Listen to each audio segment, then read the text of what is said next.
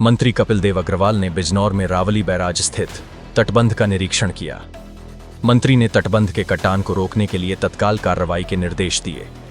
उन्होंने ग्रामवासियों को आश्वस्त करते हुए कहा कि उत्तर प्रदेश शासन एवं जिला प्रशासन सभी नागरिकों की जान माल की सुरक्षा के लिए प्रतिबद्ध है। उन्होंने सिंचाई विभाग के अधिकारियों को निर्देशित किया है कि वे राष्ट्रीय मार्ग, राष्ट्रीय राजमार्ग प्राधिकरण के अधिकारियों एवं उनके उपकरण की सहायता से यथाशीघ्र क्षतिग्रस्त तटबंध की मरम्मत करना सुनिश्चित करें।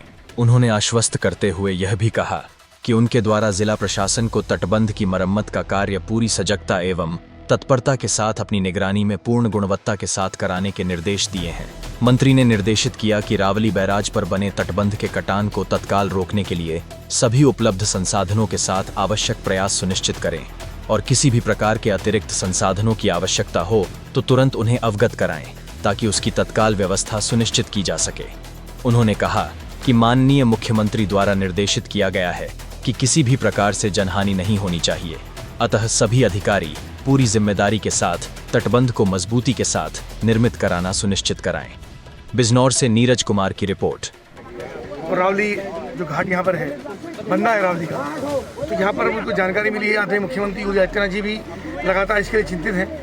परसों हमारे विभाग का कार्यक्रम था, वहाँ भी उन्होंने पूछा बिजनौर की स्थिति क्या है, और वहाँ से लौटते मैं यहाँ पर पहुँचा हूँ। सुश्री मौसम हमारी सामान्य विधायक हैं, जिलाधिकारी हैं, सारे सिंचाई विभाग के अधिकारी हैं, सब लोग यहाँ पर पूरी जिम्मेदारी से अपना निर्वहन काम का कर रहे हैं। गाँव के भी सब लोगों का सर्वप्रथम धन्यवाद करता हूँ कि गाँव के लोग पूरी जिम्मेदारी के साथ यहाँ बंदे को थामे रखने में, मिट्टी डालने में, पेड़ डालने में, कटान को रोकने में पूरा निर्वहन कर रहे हैं। सिंचाई विभाग भी लगाए। अभी आदरणीय स्वतंत्र देव जी माननीय मंत्री, उनसे मेरी बातचीत हुई है। उन्होंने भी निर्देशित किया, उन्होंने मुझसे कहा है कि जो भी व्यवस्था करनी हो वहाँ पे करिए, किसी भी रूप की व्यवस्था ना हो, कोई बंदा ना कट पाए, पानी का बहाव ना टूट पाए।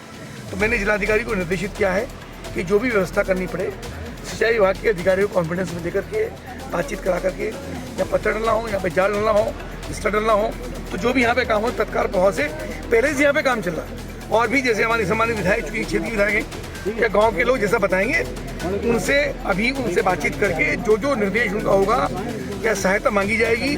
जो गंगा का प्रभाव को रोक नहीं सकता, गंगा का अपना प्रभाव है, अपना एक स्थिति है, पर हम लोग क्या क्या कर सकते हैं और गाँव में किसी प्रकार की जनहानि ना हो, ये बंदा ना टूटे, इसके लिए हम गंभीर है, उसकी हम तैयारी। अच्छा, ये बरसात के बाद ही, बरसात के टाइम ही याद आता है, उससे पहले नहीं? ऐसा नहीं है, हमेशा याद आता है। पिछली बार भी विधायक जी के प्रयास से 67 करोड़ रुपये काम इस क्षेत्र में हुए, और आदरणीय मुख्यमंत्री हमेशा गंभीर रहते हैं, हमेशा इसकी समीक्षा करते हैं, माननीय मंत्री समीक्षा करते हैं। यहाँ पर उनकी विजिट भी हुई है, और इस बार चूँकि बारिश ज़्यादा हुई है, इसके कारण से स्थिति हुई है, उसको यह नियंत्रण में रखें। सिंचाई विभाग की लापरवाही साफ है, कोई विषय है, उनकी बातचीत हम करेंगे। उन लोगों ने मुझसे कहा है, उनको भी हमने इस बात के निर्देशित किया है कि किसी प्रकार की लापरवाही ना हो, और जो आवश्यकता यहाँ पर है, बिल्कुल इस बात की चिंता न करें कितना पैसा यहाँ पर लगेगा, क्या व्यवस्थाएं होंगी, सब व्यवस्थाएं होंगी। जितना भी पैसे की आवश्यकता पड़ेगी उस पैसे की व्यवस्था होगी। मुख्यमंत्री की ओर से पूरा निर्देश है कि एक भी जनहानि ना हो, एक भी पशु की हानि ना हो, खेती की हानि ना हो, उसके जो भी व्यवस्था हमको करनी पड़ेगी वो हम करेंगे।